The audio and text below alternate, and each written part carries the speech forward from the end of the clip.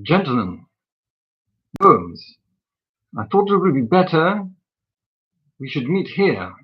We can be sure of privacy. Secrecy would perhaps be a more appropriate word, Prime Minister. Shall we agree upon discretion?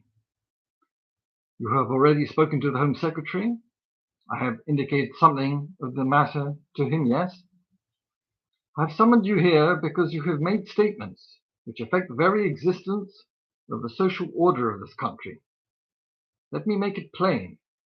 What is at stake will not permit unconsidered actions nor injudicious statements. We shall take action if we must. I can assure you that that action will be effective. The sequence of events, Prime Minister, convinced me of your ability to take effective action. You have me at a disadvantage, Mr. Holmes. I think you better tell us your story in your own way, and permit me to be the judge whether it is true or not. You may take it to be true, sir. The first link in my chain of circumstances is a woman by the name of Annie Crook. Ah, I see you recognize that name, Home Secretary. In other circumstances, that would surprise me, since she is a woman of the lower classes, hardly likely to affect the life of anyone so powerful. Your irony is out of place. It would be wise, Mr. Holmes, to resist the temptation to condescend. How does Annie Crook concern anyone here? I found her. She told me some fragments of a pathetic story. She met a lover, first at the household where she was employed. She fell in love with him. He was infatuated briefly with her gentleness, her beauty, her innocence. And in the face of this congregation, he went through a form of marriage, and soon after tired of her. He left. But she bore him a child. This much was done without attracting notice. And then, when the existence of this child was discovered, and its religion, Catholic, the government suddenly became concerned. You must forgive me, Mr. Holmes. I had expected an account of more significance. How can all this affect the government of England? You exaggerate, surely.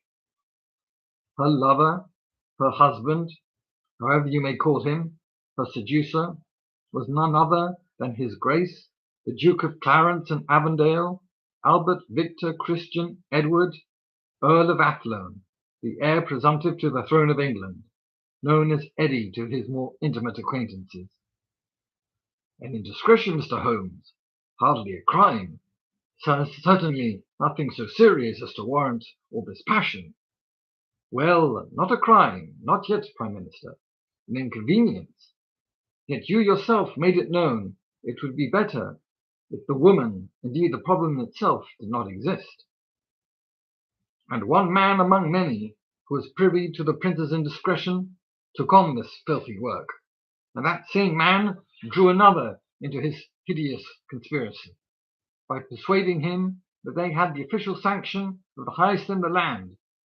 They sought out Annie, and they deceived her by promising to take her to her beloved Eddie. It was a simple matter to arrange. She was taken to hospital, and from that hospital she was removed to another place, more distant, more secure. Alone, abandoned by her lover, tormented and confused, they forced her to tell them she had given her child to a friend for safekeeping, and the search for Mary Kelly and the plot for her disposal had begun. Oh, they searched. Nothing would stop them. They searched for Mary. They searched for the child. In terror for her own life, Mary shared the secrets of the royal indiscretion, and in doing so, sealed the fate of her friends. They murdered anyone who might have knowledge of this child.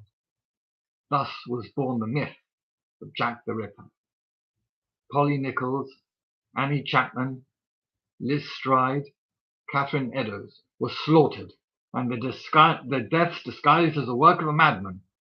And to my everlasting regret, I led the murderers straight to Mary, the one woman who they'd searched for so long in vain.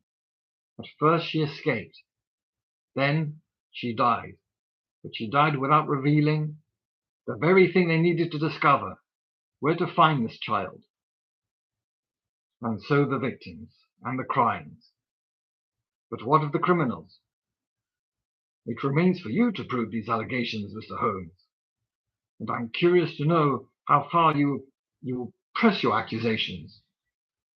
I don't begin with you. I begin with a man who's already dead, the prime mover in these atrocious crimes, who set them on from some misguided loyalty to the royal family he served, or as a hidden agent in their cause.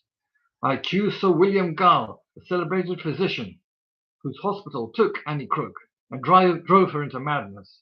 A man who prescribes eternal incarceration for a woman simply because she was seduced, made pregnant, and delivered of a child, who, according to archaic ritual, butchered his victims. I accuse a man who has no place in this world or the next. You accuse, but it is proof we need, Mr. Holmes. We've heard this tragic story now, but what is your link with Annie Crook? Where is your proof? You have no proof, only surmise, and wild conjecture. I have proof, Prime Minister. I have proof that a woman was cynically taken in marriage. I have proof of the husband's name, and that a child was born. I have proof that that woman was committed to an asylum by the order of Sir William Gull. I have proof of evidence suppressed by you, Sir Charles Warren, evidence which seemed to accuse a member of the sacred order to which you all belong. You are all Freemasons. You, Prime Minister, Home Secretary, Sir Charles, you, and Gull, all Freemasons. And in discovering the involvement of a fellow Mason, you are sworn to protect him in his criminal intent. Then you accuse us of complicity in murder? No, Prime Minister, your suggestion was enough to prompt these men to action. What was done all in your name. I shall not debate that with you. There are larger issues here than you can understand. Don't presume to judge us, Holmes. I know where my duties lie, in the protection of the monarchy. There is not now, nor has there ever been, a danger to the monarchy. That thought existed only in the minds of the three men in this room. Your intrigue simply served the disaffected radicals whom you fear. Very well, Mr. Holmes. Sir Gull is insane. Sir Charles, his career is ruined. What sort of ruin does he face? Will the Masons punish or reward him? He kept faith with you. Your royal oath of fellowship binds you to support him. What shall I tell the Queen? You surely don't suggest that Her Majesty was involved in any way? I cannot easily believe that. You have my word. I would prefer some more reliable authority. In the circumstances, I shall ignore your offensive attitude. If I seem offensive, Prime Minister, you may take it that I am offended. You offend me. Shall I resign? Would that satisfy you? Yes, resign. And if I had the means, I would compel you to. You know what you risk, Mr. Holmes. The ruin of your own society and the substitution of a radical anarchist ideology. I care nothing about that. You're all the same to me. You, Prime Minister, the radicals, you're all equally to blame. God knows if I could prove your complicity, I would not hesitate. But I was not party to your secret councils. Only you know to what extent you are responsible. For the moment, however, as long as the child is safe, you have my word, I shall keep silent. But in the event that she is harmed in any way, I will make public everything I know. The whereabouts of this child is unknown to us. We are satisfied they should remain so. And Annie Crook must be set free. Unhappily, she is already free. The night after her meeting with you, Mr. Holmes, she died. Died? How? She took her own life. Free. I wish I had some reason to believe you. How may I convince you? Even if you could convince me, it's too late. It's too late for Annie Crook, separated from her child, driven to despair and death. you create allegiance above your sworn allegiance to humanity, you will feel not for them or acknowledge their pain. There lies the madness. Well, well, Mr. Holmes, remember you have promised to keep your silence. Our business here is finished. Finished? Perhaps for you, Prime Minister, but not for me.